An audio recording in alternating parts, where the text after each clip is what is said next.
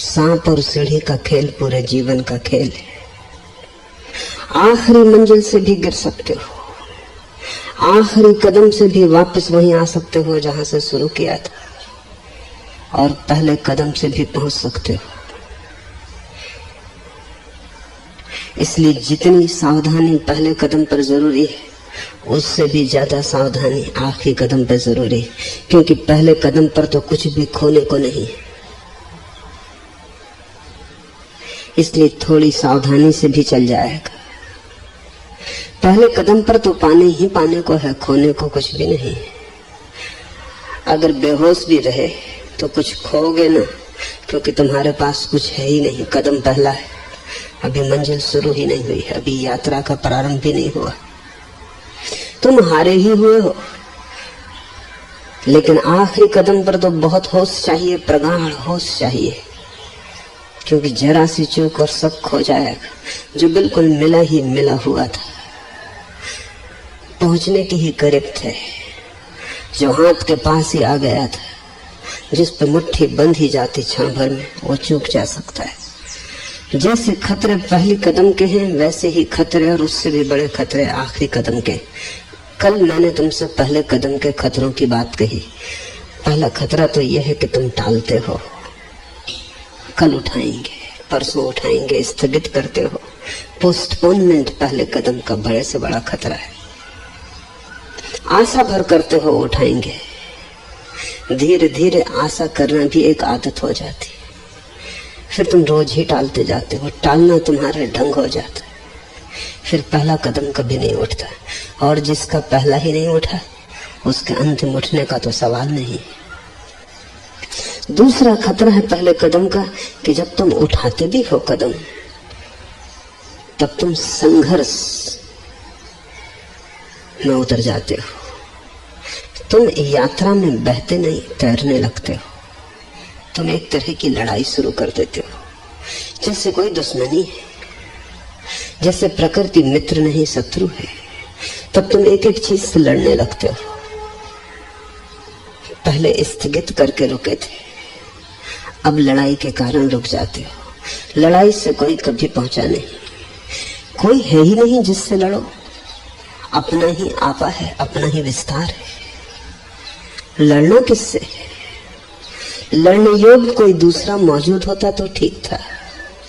तो जब भी तुम लड़ोगे, एकांत में अपनी ही छाया से, परछाई से लड़ोगे। तुम अपनी शक्ति व्यय करोगे। इस तरह जीतोगे किसे?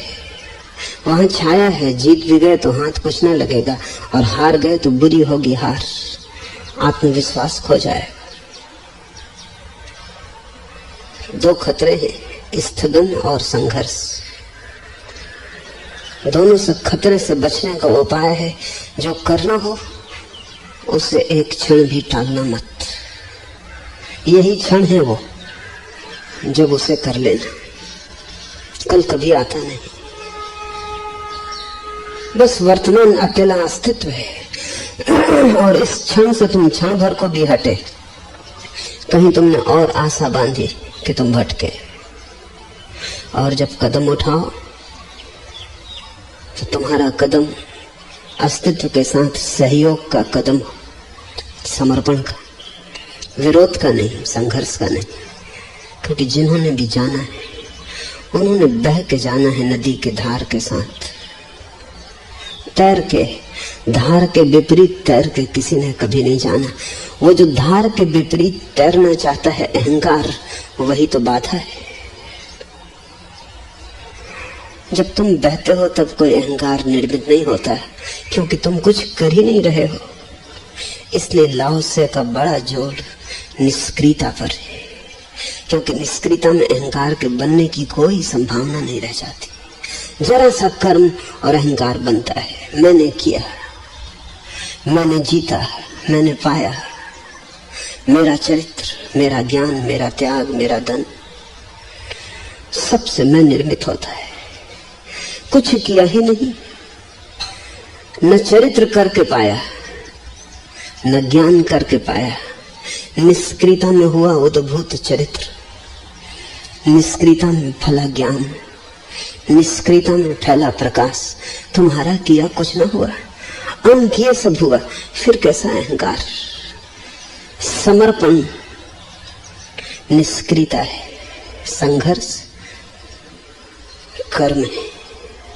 ये दो खतरे हैं प्रथम चरण के।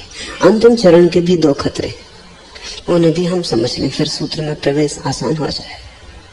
अंतिम चरण का पहला खतरा तो ये है, जो कि वे सभी लोग जानते हैं जिन्होंने कभी भी पैदल कोई यात्रा की हो, और ये यात्रा पैदल यात्रा है, कोई यान नहीं है परमात्मा तक जाने के लिए। तुम्हें अपने दो छोटे पैरों पर ही सारा भरोसा रखना है। अगर तुमने कभी भी कोई पैदल यात्रा की है, तुम बद्री केदार गए हो, तुम कोई तीर्थ पर गए हो, हज गए हो, या ऐसे ही कभी तुम किसी पहाड़ पर सूर्योदय का दर्शन करने गए हो, तो तुम्हें पता होगा जब मंजिल करीब आ जाती तभी थकान सबसे ज्यादा मालूम होती। जब तक दूर होती तब तक तो तुम आशा के बंधे चलते रहते हो, अपने को किसी तरह खींचते रहते हो कि बस थोड़ी दूर और, बस थोड़ी दूर और, समझाए रखते हो कि 4 कदम और चल लो पहुंच जाओगे। लेकिन जब मंजिल बिल्कुल सामने आ जाती, तो मंदिर के द्वार पर पहुंच जाते, तब तुम सुस्ताने बैठ जाते हो कि अब तो कोई भय ना रहा, मंजिल आ ही गई। साधारण यात्रा में तो कोई खतरा नहीं है, क्योंकि तुम सुस्ताओ मंदिर की सीढ़ी पर बैठ के तो मंदिर दूर नहीं हो जाएगा। लेकिन उस परम यात्रा में खतरा है, क्योंकि वो कोई स्थिर मंदिर नहीं है। वो जो मंदिर है परम सत्य का, वो कोई जड़ वस्तु नहीं है कि कहीं रखी है, वो तो तुम्हारी भाव दशाओं पर निर्भर है, उसकी दूरी और फासला।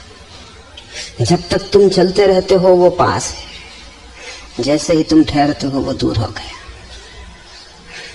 जब तक तुम बहते रहते हो वो पास है, जैसे ही तुम सुस्ताते हो वो दूर हो गया। तो अगर परम मंजिल के पास पहुंच के जब तुम्हें दिखाई पड़ने लगा सब, तब तुम्हारा पूरा मन कहेगा कि अब तो सुस्ता लो, अब कोई जल्दी नहीं है, अब तो सामने ही द्वार है, थकान मिट जाएगी, उठेंगे द्वार खोल लेंगे। अगर तुमने तब नींद लगा ली, सुस्ताने लगे, आलस ने पकड़ लिया, तो जब तुम आंख खोलोगे तुम अपने को वहीं पाओगे जहां से यात्रा शुरू की थी। मंदिर तुम्हें दिखाई ना पड़ेगा, तुम पाओगे अपने घर के द्वार पर बैठे। क्योंकि उससे दूर होने का एक ही रास्ता है, वो है आलस्य। उससे दूर होने की एक ही व्यवस्था है, वो है प्रमाद। ये ख्याल ही कि पहुंच गए खतरा है। जैसे ये ख्याल आया कि पहुंच गए, पैर ढीले पड़ने लगते, सुस्ताने का मन होने लगता है। और जब पहुंच ही गए तो अब जल्दी क्या है। और जिसने भी ये भूल की, उसकी सारी की सारी चेष्टा व्यर्थ हो जाती, पानी फिर जाता। और तुम में से बहुतों को मैंने बहुत बार उस मंजिल के करीब पहुंचते देखा है, और फिर ये भी देखा है कि तुम सुस्ताने लगे, और फिर ये भी देखा है कि तुम वापस अपने घर के द्वार पर खड़े हो। आखिरी कदम किसी भी क्षण पहला कदम बन सकता है, जैसे कि पहला कदम आखिरी बन सकता है। जरा तुम थके, जरा तुमने आलस पकड़ा, जरा तुमने कहा कि 2 क्षण आंख बंद कर लें और विश्राम कर लें। विश्राम किस बात से? विश्राम का अर्थ इस यात्रा में है थोड़ी देर मूर्छित हो जाएं। होश तो यात्रा के कदम है, बेहोशी सुस्ताना है। थोड़ा बेहोश हो लें, अब क्या डर है। जरा सी बेहोशी और मंजिल उतनी ही दूर हो जाती जितनी कभी थी। दूसरा खतरा है जो और भी सूक्ष्म और बारीक है, और वो खतरा ये है कि जैसे ही मंजिल सामने आती है, बड़े आनंद से, बड़े पुलक से तन प्राण भर जाता है। सब तरफ अनाहत का नाद गूंजने लगता है। ऐसा आनंद तुमने कभी जाना न था। बिन घन परत फुहार, तुम भीग भीग जाते हो, तुम्हारा रोआ रोआ सरोबोर हो जाता है। तुम्हारे एक हृदय की धड़कन धड़कन में एक नया संगीत आ जाता है। आंख खोलते हो तो रहस्य, आंख बंद करते हो तो रहस्य, जहां देखते हो वहां रहस्य। आश्चर्यचकित, आत्म विभोर, अवाक तुम खड़े रह जाते हो। इस घड़ी में दो संभावनाएं हैं। एक संभावना तो है कि ये आनंद इसलिए हो रहा है कि तुम निकट पहुंच गए स्वभाव के, ये स्वाभाविक है। और अगर ये आनंद स्वभाव के निकट पहुंचने से फलित हो रहा है तो ये जो उत्सव का वाद्य बजने लगा तुम्हारे भीतर, और ये जो फूल खिलने लगे, और ये जो हजार हजार राग रागनियां प्रकट हो गई, और ये जो धीमा शीतल प्रकाश तुम्हारे चारों तरफ बरसने लगा, और ये जो करोड़ करोड़ दिए जल गए, ये सब शुभ है। और इनके जलने से तुम और करीब आओगे। ये द्वार पर तुम्हारा स्वागत है। बहुत दिन का भटका हुआ कोई वापस लौट आया है घर, सारा अस्तित्व उसके स्वागत में बंधनवार सजाता है।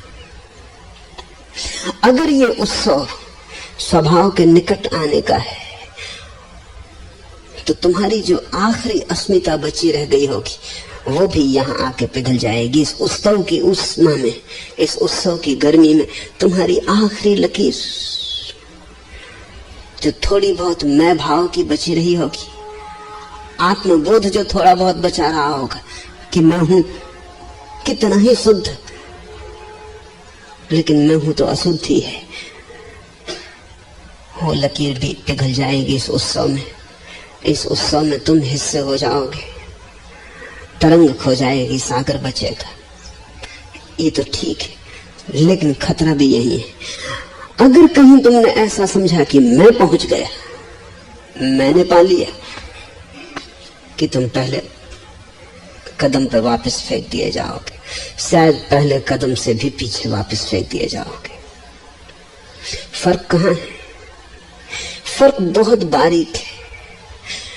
ज्ञानी तो समझेगा इस क्षण में कि परमात्मा ने मुझे पा लिया, और अज्ञानी समझेगा कि मैंने परमात्मा को पा लिया। बस इतना ही फर्क है। ज्ञानी तो कहेगा कि आ गया घर, लीन होता हूं, अब डूबता हूं। अब अज्ञानी समझेगा पा लिया आखिरी भी, अब पाने को कुछ न बचा, अब मेरा अहंकार अंतिम शिखर पर है।